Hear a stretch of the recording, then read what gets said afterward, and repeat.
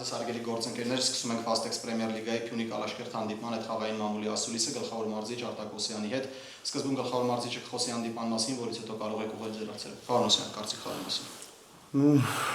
Շատ ծանր ու հետաքրքիր խաղ ստացվեց։ Բնական է, 3 միավորի արժեքը այնքան մեծ էր, համենայն դեպս մեր համար որակը մղվեց երկրորդ պլան, առաջնային արդյունքներ ու շատ ուրախ ենք, որ այդ արդյունքի հասանք։ Բնական է, խաղի որակը նորից այն առումով, ինչ մենք հնարավորություններ ունենք, չի բավարարում, բայց այսօր կարևորը հաղթանակն էր ու այսօր մեր թիմը ցույց տվեց իսկական բնավորություն, մարտական ոգի, ինչը ինձ շատ ուրախացրեց ու ես իրենց այդ մասին ասեցի։ Շնորհակալություն, հարցեր Վահագ։ Պարոն Օսյան, նախ ցանկանա իմանալ Իսլամովիչի եւ Մալաքյանի իրավիճակը, որտեղ կարծես թե երկուսն էլ վնասված ստացան, եւ երկրորդ հարցը հետաքրքիր է խաղի պլանը հենց կայանում էր նրանում, որ դուք ցանկանում եք երկրորդ համարով խաղալ եւ մրցակցի սխալներից օգտվելով հաղթել, թե այնպես ստացվեց, որ խաղը ուղղակի այդպես դասավորվեց եւ դուք հարմարվեցիք մրցակցի խաղին։ Նախ Սեադի եւ Էդգարի վնասվածքների մասին այս պահին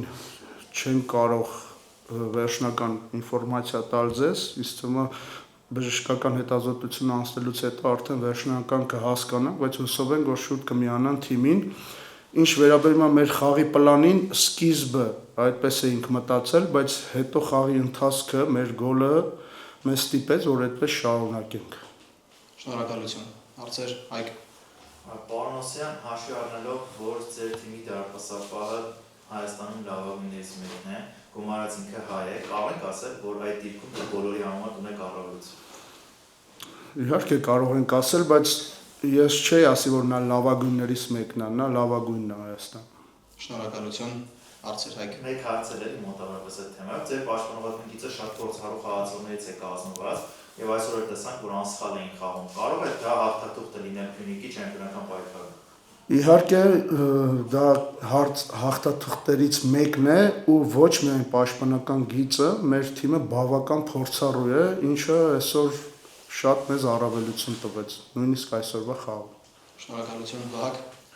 Հետաքրքիր է Յանսանեի եւ Նուբիսեի միջեւ այս պայքարը, երկուսն էլ կարծես թե մեկնական կազմի համար փորձում են թեժ պայքար առաջարկել, այս պայն դեռևս Յանսանեն հաղթում է կարծես թե, հետաքրքիր է Նուբիսեին ինչ ֆիզիկական իրավիճակում է գտնվում, որովհետեւ վերջին խաղերում կարծես թե որոշակի խնդիրներ են նկատվել։ Նախ ես շատ ուրախ եմ այդ մրցակցության համար, դա երկուսին էլ ավելի ուժեղ է դարձնում, բայց ինչպես նկատեցիք, այս պահին Յանսանեն հաղթում է այդ մրցակցությունը ու շարունակելու է խաղալ ընդհանուր մինչև այն ժամանակ, երբ որ չի հաղթի այդ մրցակցությունը։ Մեր համար շատ կարևոր է այդ արդար մրցակցությունը ներքին մեր թիմում։ Ինչ վերաբերում է Մարիուսի ֆիզիկական վիճակին, նա ֆիզիկապես լավ վիճակում է, բնական է, քանի որ քիչ է խաղում, մի քիչ ռիթմի, տեմպի հետ խնդիրներ ունի, ինչը կարծում եմ մի քանի խաղ հետո արդեն դա էլ կողվի։ Շնորհակալություն, Էրիկ։ Շնորհավորում եմ հաղթանակի կապակցությամբ, պարոն Օսյան։ Այսօր պաշտպանությունը շատ լավն էր, մասնավորապես Միլկովիչը խաղաց շատ լավ պաշտպանության աճ եզրում, սովորաբար դիտելով Փյունիկի խաղերը նկատում ենք աճ պաշտպանության եզրում հիմնականում Ալեմային, նրա այսօրվա բացակայությունը մեկնարկային կազմից կապված էր տակտիկական նկատառումներով, թե պատրաստ չէր խաղալ։ Չէ, կապված էր հենց տակտիկական նկատառումներով, հաշվի ենք առել ում դեմ ենք խաղում, հաշվի ենք առել հակառակորդի վինգերներին ու այդ առումով իդեալական կարելի ասել Ալեքսը խաղ խաղաց այսօր։ Շնորհակալություն, այլ հարցեր Վահագ։ Շուտով նորից հանդիպելու եք Ալաշկերտի հետ, հետաքրքիր է, թե ինչ սպասելիքներ ունեք արդեն մյուս խաղի հետ։ Իհարկե դա լրիվ ուրիշ պատմություն է լինելու,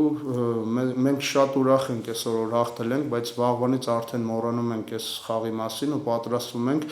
էլ ավելի ծանր խաղի, որովհետև Ալաշկերտը շատ լավ թիմ է, շատ համալրված լավ ֆուտբոլիստներով, լավ մարզչական շտաբով,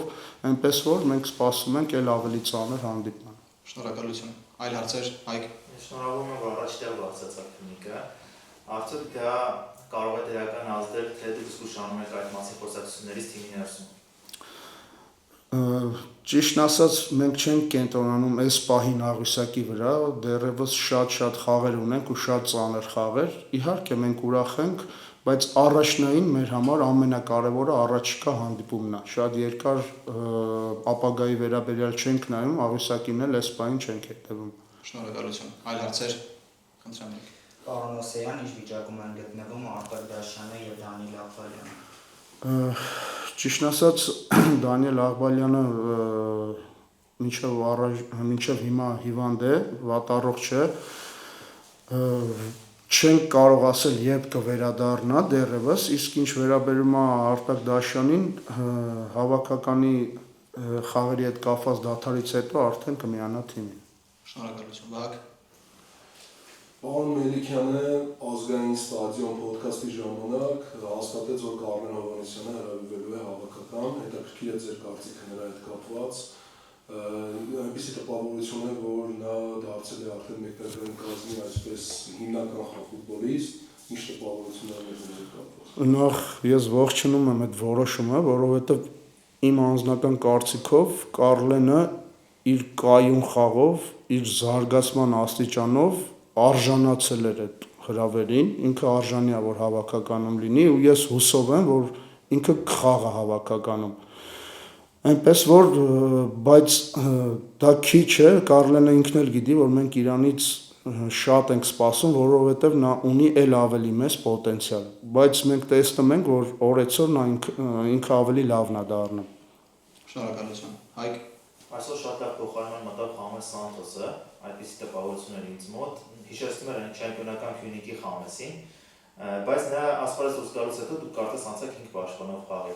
Դուք նրան դիտարկում եք միայն այդ սխեմայում կամ այլ դիրքում, թե 4 պաշտպանում, որպես ձախից խաղացող նրան նույնպես դիտարկում։ Ճիշտ նկատեցիք, իհարկե նրա համար կարելի ասել իդեալականը լատերալի կարգավիճակը, բայց նա ունի ունակություններ, կարող է խաղալ եւ 4-ի դեպքում ձախ պաշտպան եւ կիսապաշտպան։ Այնպես որ խաղերից կախված, հակառակորդից իրավիճակից կախված հնարավոր է որ օգտագործենք տարբեր դիրքերում։ Շնորհակալություն։ Այլ հարցեր։ Շնորհակալություն, պարոն Օսեյան։